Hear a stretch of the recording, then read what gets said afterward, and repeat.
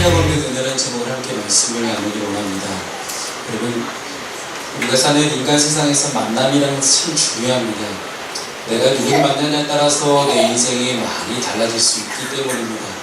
그리고 그 만남이라는 것은 결국 우리의 인생 전체를 좌지우지할 뿐만 아니라 그 만남의 순간 가운데 많은 일어나는 일들이 우리에게 교훈과 때로는 책망과 혹은 때로는 이제 많은 아쉬움을 가져다 주는 것도 역시 만남입니다.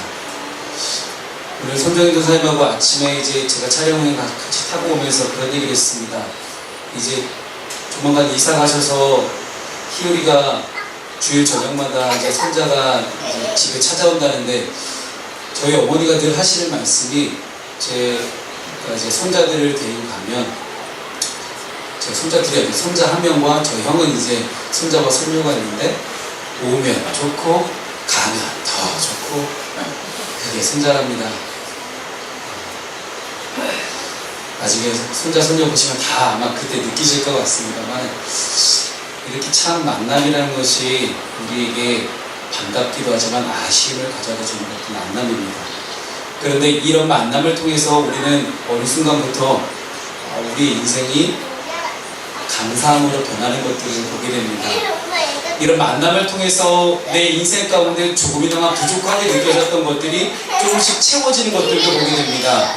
그리고 이 만남이라는 것들을 통해서 분명히 나에게 없는 무언가를 채워주는 누군가를 우리가 만나는 것들을 보았을 때 그 만남은 우리에게 정말로 축복일 것입니다. 제가 처음에 결혼했을 때, 처음이 아니죠. 제가 결혼했을 때, 결혼 처음, 그렇죠. 네. 제가 결혼했을 때,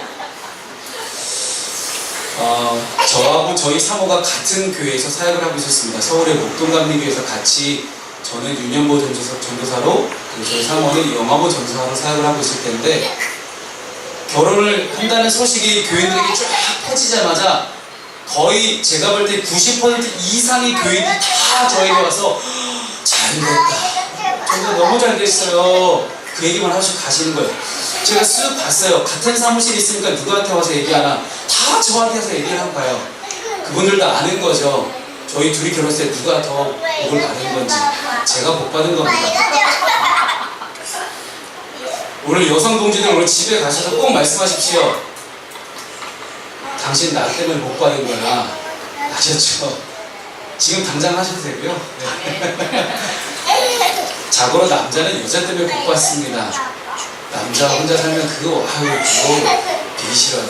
근데 여자가 이렇게 있으면 그래서 하나님이 성경에 여자를 돕는 배필이다 그렇게 명명하신 것 같습니다. 돕는 배필이시니 여자를 돕는 배필로 만들어 오셨으니 이 여자를 통해서 부족한 남자를 도와서 하나가 되게 하시고 진정한 연합을 이루게 하셨습니다.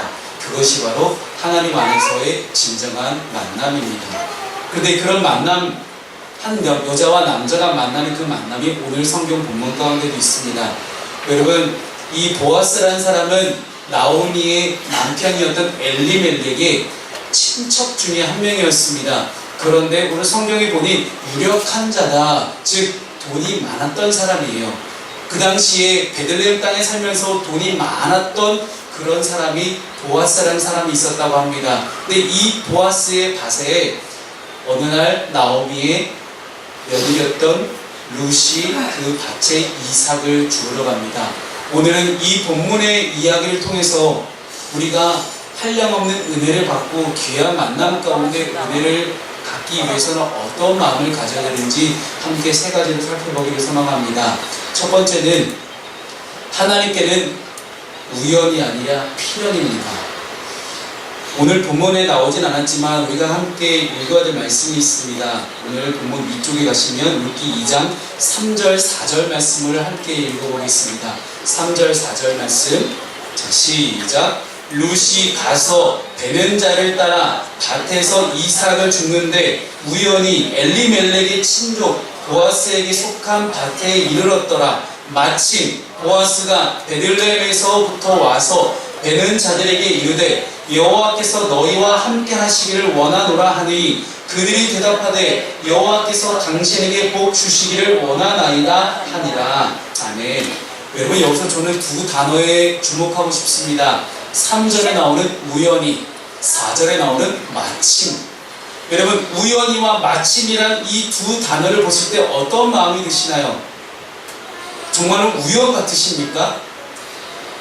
사람의 인생 가운데는 우연으로 느껴질 만한 것들이 너무나 많습니다. 하지만 내가 우연이라 느껴지는 그 모든 것들이 하나님께 필연이라 생각하신다면 여러분 어떻게 하시겠습니까? 여러분, 오늘 본문에 나오는 3절의 우연히 엘리멜렉의 친족 보아스에게 속한 밭에 이르렀더라. 우연히 갔습니다. 그런데 그 마침 보아스가 베들레헴에서부터 그 밭으로 돌아왔다는 그런 이야기가 오늘 성경 가운데 나오고 있습니다. 사람에게는 우연일지 몰라도 하나님께는 필요합니다. 근데 그것은 곧 그 사람의 인생을 하나님께서 인도하신다는 뜻이 됩니다. 우리는 너무나 우연한 만남이 많습니다. 근데 그 우연한 만남 가운데 분명히 하나님의 계획하신 우연과 만남이 있다는 사실입니다. 사람은 자신의 인생을 바라보면서 자신의 뜻대로 살아갑니다. 하지만 여러분, 우리의 인생이 우리 뜻대로 어디 그렇게 쉽게 되나요? 우리 인생 그렇게 쉽게 내 뜻대로 되지 않는 것을 우리 모두가 함께 공감하고 모두가 함께 동의할 만한 일입니다. 근데 모두가 함께 동의할 수 있는 이 뜻대로 되지 않는 삶 가운데 어쩌다 보니 우연히 내 삶 가운데 이런 것이 들어왔어요. 아니면 우연히 이게 됐어요. 우연히 이런 일들이 나에게 막 일어나기 시작했어요. 너무나 우연 같으십니까? 여러분, 하지만 하나님께는 이런 모든 것들이 하나님의 계획하신가 필연이라는 이야기입니다. 제가 우리 청년들에게 소명과 사명과 비전에 대해서 강의를 하면서 늘 꺼내는 말이 있습니다. 하나님은 우리의 인생을 사명으로 수렴하게 하신다. 여러분, 수렴이라는 단어 우리 준혁이 잘 알죠? 지금 수학 시간에 수렴, 어느 한 지점으로 모인다는 거예요. 그것이 수렴입니다. 우리의 인생이 하나님께서 우리에게 부여해 주신 사명으로 수렴되고 있다는 사실입니다. 그런데 우리는 그 사명을 벗어나 살고 싶어 합니다. 하나님께서 나에게 주신 사명을 따라 살기보다는 내 인생에 내가 목적했던 것, 내가 목표로 했던 것, 내가 욕심에, 내 마음에 정말 하고 싶은 그런 많은 일들로 우리는 따라서 살아갑니다. 그러다 보니 하나님의 사명의 길은 분명히 정해져 있지만 그 사명의 길 가운데 우리는 오른쪽으로 조금씩 치우치기도 하고요, 왼쪽으로 조금씩 치우치기도 합니다. 하지만 그때마다 하나님은 또다시 우리를 하나님의 사명의 길로 툭툭툭툭 쳐서 사명의 길로 수렴하게 하시는 것이 하나님의 뜻이라는 것입니다. 그런데 우리의 인생 전체를 우리가 알 수가 없습니다. 그래서 우리의 인생 태어나면서 죽을 때까지 우리는 알 수 없지만 하나님께서는 우리 인생 전체를 다 들여다보고 계십니다. 그러면서 이 한 인생을 하나님의 사명의 길로 인도하시는 그런 모습들을 보게 됩니다. 물론 분명한 사실은요, 오늘 본문의 주인공인 룻은 정말로 우연히 보아스의 밭에 갔습니다. 그리고 마침 보아스가 그 밭에 이르렀어요. 그래서 두 남자와 여자의 만남의 순간이 우연히 마침 이루어지기 시작합니다. 하지만 아무리 우리가 살펴보아도 우리는 이미 결과를 다 알고 있잖아요. 결과를 다 알고 있는 우리의 인생 가운데 우리는 성경 아무리 들여다보아도 맞아, 우연히 마침 만나서 룻과 보아스가 결혼했대. 그리고 그 자손 중에서 다윗 왕이 나오고 그 자손 중에서 예수 그리스도가 나왔다는 사실을 우리가 다 알고 있습니다. 알고 있으니까 너무나 당연한 것처럼 보여지는 단어가 우연히 마침이에요. 근데 여러분의 인생 가운데 그 두 단어가 정말로 당연하게 느껴지십니까? 그게 당연하세요? 몰라요. 우리는 그런 모르는 인생을 살아갑니다. 너무나 당연하지 않는 진짜 우연 같은 만남과 마침 일어나는 수많은 일들을 통해서 우연이었지, 우연일 거야. 하지만 지나가 보면 우리가 우리의 인생을 되돌아보니 너무나 우연 같지 않은 많은 일들이 우리의 삶 가운데 있었음을 우리는 부인할 수가 없게 됩니다. 이 성경 전체의 내용을 우리가 다 알고 있는 것처럼 하나님께서도 멀리서 우리를 바라보시면서, 가까이 우리를 바라보시면서 하나님은 우리의 인생 전체를, 성경 전체를 들여다보듯이 보고 계시다는 사실입니다. 그러니 우리의 삶 가운데는 우연이 아니라 필연만이 가득할 뿐입니다. 히브리서 13장 1절 2절 말씀에 형제 사랑하기를 계속하고 손님 대접하기를 잊지 말라. 이로써 부지 중에 천사들을 대접한 이들이 있었느니라라고 말씀합니다.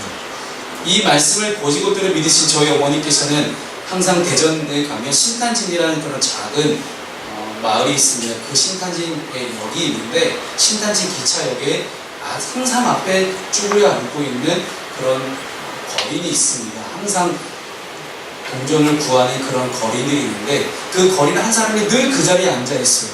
근데 저희 부모님과 함께 신탄진역을 통해서 기차 여행을 어딘가 하고 돌아올 때 항상 어머니가 그 사람을 지나치지 않으시고 항상 그 사람의 앞에 있는 바구니에 동전을 넣고 가시는 모습을 저는 어렸을 때 많이 보았습니다. 과연 형제 사랑하는 것이 무엇일까? 하나님께서는 보아스라는 사람을 통해서 이 룻에게 형제 사랑이 무엇인지를 나타내고 싶으셨던 것 같습니다. 그래서 진정으로 우리가 이웃을 사랑하고 형제를 사랑하는 것이 무엇인지에 대해서 하나님을 말씀하고 싶으셨습니다. 그래서 항상 형제 사랑을 계속할 때 어떻게 형제를 사랑할 수 있느냐?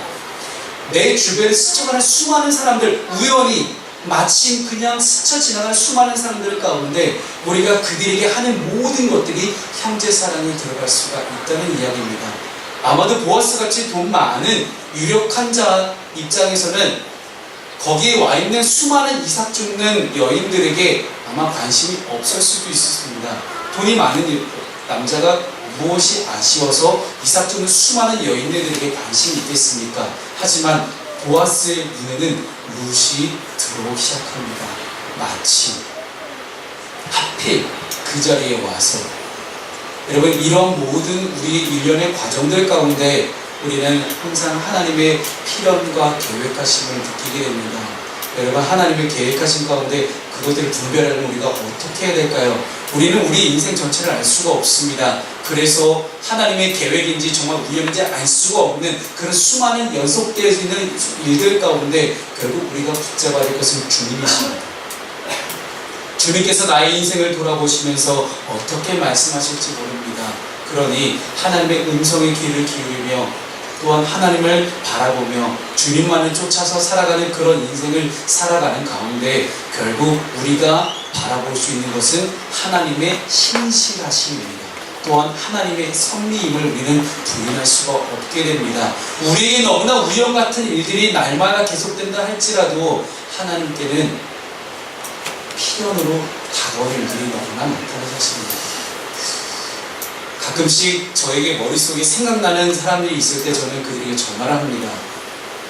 그들의 대답은 아니 웬일 이렇게 전화했냐고. 그들에게는 우연 같은 일들이에요. 하지만 저에게는 우연이 아니었습니다. 성령께서 저에게 생각나게 하시는 사람에게 전화를 하게 하시고 위로하게 하시고 그와의 또 다른 만남을 준비하게 하시는 하나님의 모습들을 우리는 보게 됩니다. 사랑의 하나님께서 우리에게 계속해서 형제를 사랑할 것들을 말씀하십니다. 하나님은 진정한 하나님의 아가페적 사랑을 이루기 위해서 우리 각 사람에게 하나님의 계획과 하나님의 필연과 하나님의 섭리를 지금까지 계속해서 부어주고 계십니다. 그 하나님의 형제사랑, 하나님의 사랑을 잊지 않는, 그래서 하나님의 섭리와 하나님의 계획 가운데 살 수 있는 저와 여러분 되기를 축원합니다. 두 번째는 우리가 하나님의 한영하는 은혜를 느끼기 위해서는 우리가 나보다 어려운 자를 섬길 수 있어야 된다는 것입니다. 여러분, 돕는다는 것은요, 아까도 제가 남자와 여자를 가르쳐서 여자에게 돕는 배필이다 라고 말씀을 드렸습니다만은, 여자가 돕는 배필이 될 수 있는 이유는 여자만 가지고 있는 그런 지혜가 있습니다.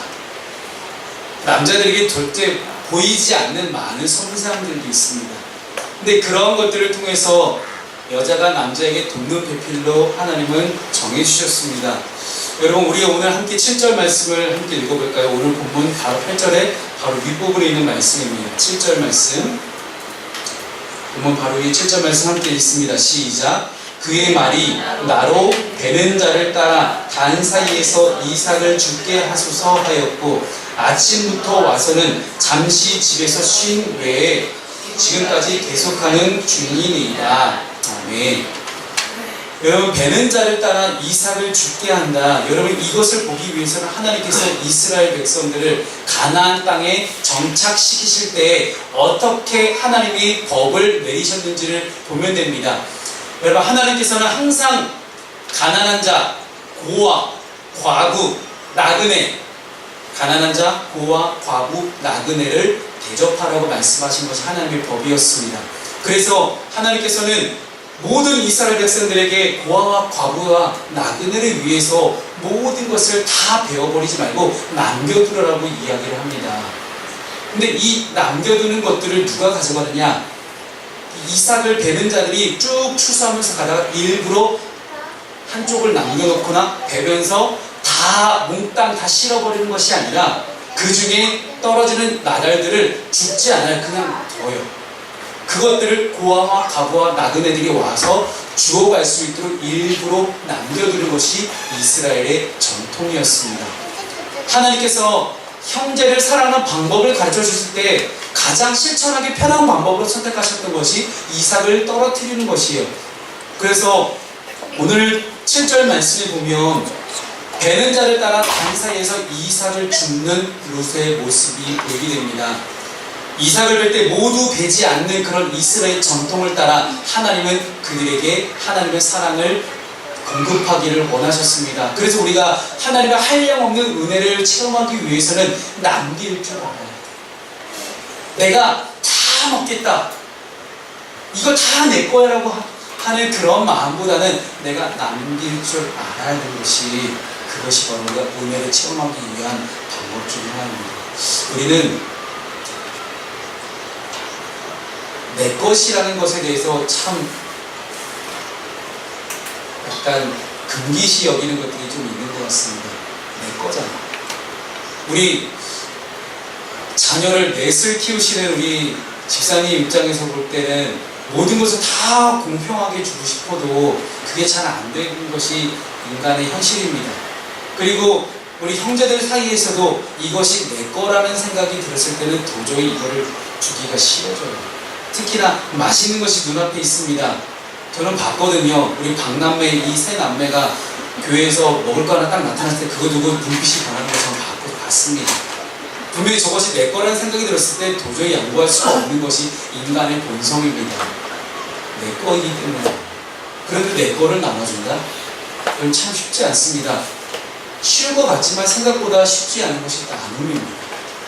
그래서 나눔을 실천할 때 우리는 정말 사랑이 될 수 있습니다. 그 무언가를 나눈다는 것.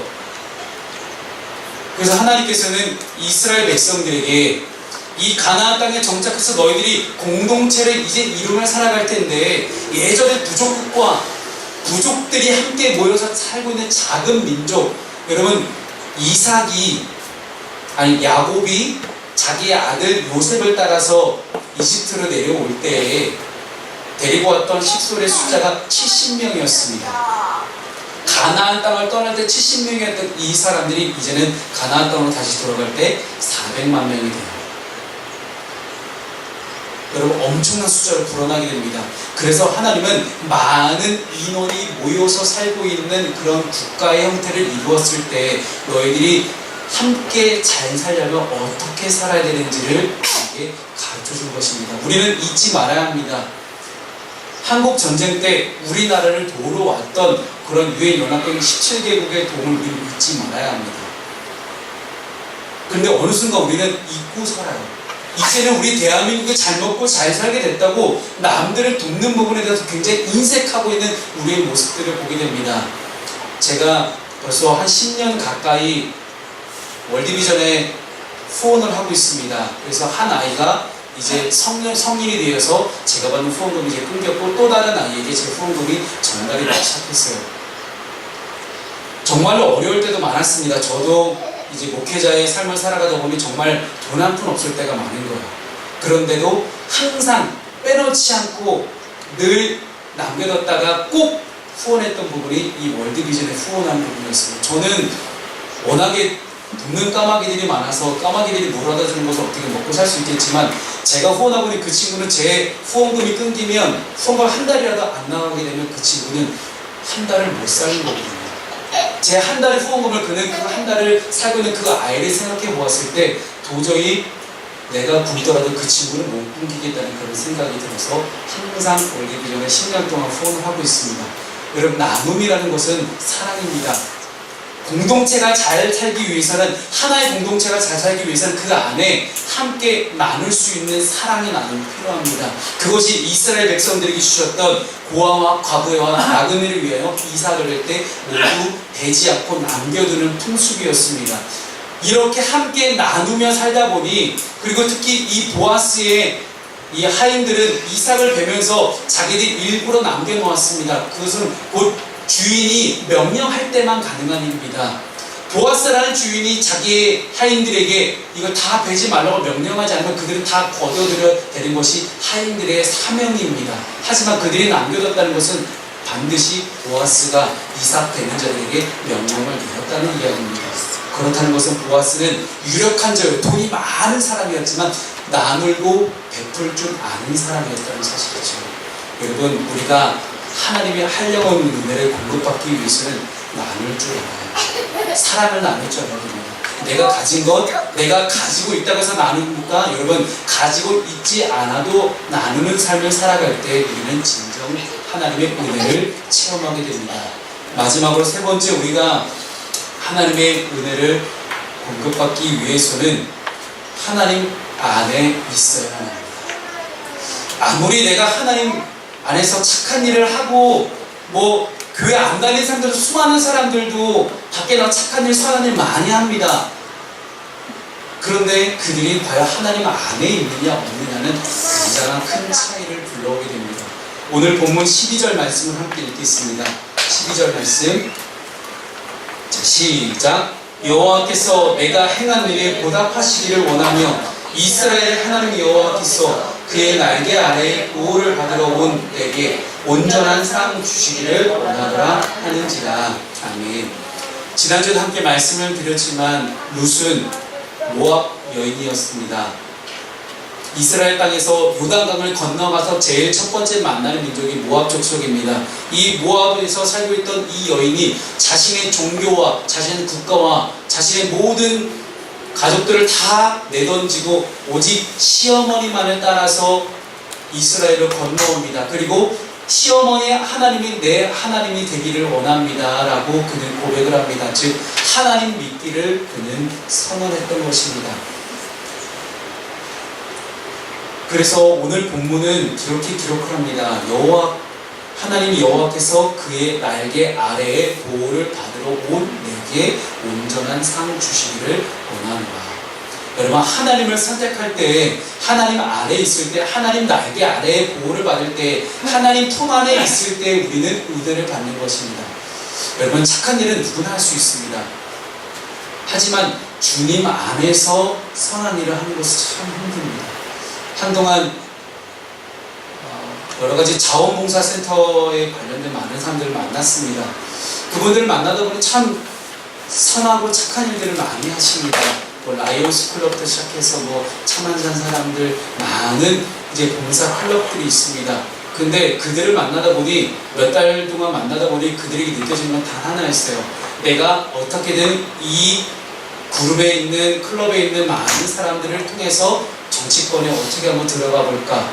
내가 이렇게 착한 일 많이 해서 내가 사람들에게 인정받고 명예를 받아서 내가 어떻게 한번 정치권을 진출해볼까 하는 마음들이 그들에게 다 있더라고요. 도대체가 이 사람들이 이렇게 착한 일을 하는 이유가 이거밖에 안 되는 건가 싶습니다. 그런데 제가 최근에 현재 계속해서 함께하고 있는 이 썸데이라는 이 청소년 쉼터를 가보게 되면, 이 썸데이라는 곳에서 제가 만난 이 사회복지사들은 정말로 자신의 근무 시간이 아님에도 불구하고, 사회복지사들도 6시면 퇴근합니다. 그런데 자기 퇴근 시간 이후에 8시부터 새벽 2시까지 그 긴 시간 동안 그들은 자신의 시간을 써가면서 많은 청소년들을 만나고 있는 것입니다. 그들과 함께 하시는 현재 안산시청에 계시는 한 계장님이 계시는데 그 계장님이 오셔서 저한테 그런 얘기를 합니다. 목사님, 물론 저도 자원봉사 시간 채우려고 공무원들도 진급하려면 자원봉사 시간이 좀 필요하더라고요. 봉사 시간 채우려고 이렇게 와 있는 거지만요. 제가 볼 때 저 선생님들이 정말 대단한 분들인 것 같아요. 어쩜 저렇게 순수하게 선한 일을 할 수 있을까 싶어요. 본인도 사회복지 쪽에 공무원으로 있다 보니 정말 수많은 사람들을 만난다는 거예요. 근데 그 사람들을 만나다 보니 정말로 속마음이 검은 사람부터 시작해갖고 자신의 욕심을 채우기 위해서 자신의 명예를 위해서 선한 일을 하시는 분들이 참 많은데 이분들만큼은 그러지 않았는 거예요. 그래서 본인도 다른 거 다 제쳐두고 오직 거기에 와서 사회봉사를 하고 간다라고 저한테 고백을 합니다. 그분의 고백을 들으면서 저는 그런 생각을 했습니다. 사랑의 나눔을 할 때에도 우리가 보아스처럼 유력한 자가 되든 안 되든 우리가 뭔가 사랑을 나누고 베풀며 살아갈 때 우리가 어디에 있어야 할까? 우리가 하나님 안에 있을 때 그것이 진정한 가치가 드러나게 됩니다. 오늘 본문 12절 말씀이 우리에게 가르쳐주고 있는 것처럼 우리가 어디에 속해 있기를 바라십니까? 이 루시라는 여인은 이방 여인이었습니다. 이방 여인이고 남편을 잃은 과부이기 때문에 이스라엘의 법 가운데는요 개수가 안 됩니다. 숫자로 개수가 안 되고요 사람으로 취급을 받지 않던 사람이 이 과부에 해당하는 여인이었습니다. 그것도 이방인 외국 사람이었어요. 그런데 이 외국 사람이고 과부인 이 한 여인이 무려 성경책에 기록이 되고 다윗 왕의 할머니로 그리고 예수 그리스도의 족보 가운데 들어갈 수 있었던 이유는 그가 선택했기 때문입니다. 뭘 선택했습니까? 내가 하나님 안에 들어가겠노라. 내가 믿는 하나님, 시어머니 하나님이 내 하나님이 되기를 원합니다라는 그 고백 위에 하나님은 그 루시라는 여인을 성경책에 기록을 하고 예수 그리스도의 족보에 들어가는 축복을 주신 것입니다. 사랑하는 여러분, 하나님의 끝없는 섭리 가운데 하나님 변하지 않는 하나님의 사랑과 은혜를 우리가 공급받고 하나님의 사랑과 은혜 안에 있기 위해서는 우리가 먼저 하나님을 믿기로 결단할 수 있는 그 믿음의 결단이 있기를 소망합니다. 그 믿음의 결단 가운데 내가 하나님 날개 아래 들어가서 다른 것의 보호를 받는 것이 아니라 오직 하나님으로부터 공급받는 은혜 안에 하나님의 은혜를 소망하며 또 하나님 날개 안으로 들어가기를 소망할 수 있는 저 여러분들에게 소망합니다. 그렇게 볼 때 이 자리에 계신 여러분들 정말 오늘 잘 오셨습니다. 예배를 잘 들으셨습니다. 예배를 잘 들으시는 여러분, 예배를 선택하고 11시에 와서 이 자리에 앉아서 예배를 들으시는 여러분들은 다 하나님 날개 아래에 있기를 결단하신 분들입니다. 옆에 사람 함께 인사해보고 함께 말씀을 마무리할까요? 잘 오셨습니다. 시작. 잘 오셨습니다. 정말로 잘 오셨습니다. 여러분, 이 예배의 순간이 여러분들을 하나님께로 인도할 것입니다. 기도하겠습니다. 사랑하는